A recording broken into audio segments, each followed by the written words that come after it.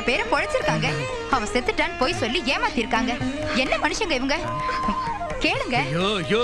பழா போக என் மச்சானையும் என் பொண்ணையும் என் கையாலேயே நெருப்பு வச்சு கொளுத்த பாத்தீங்களே.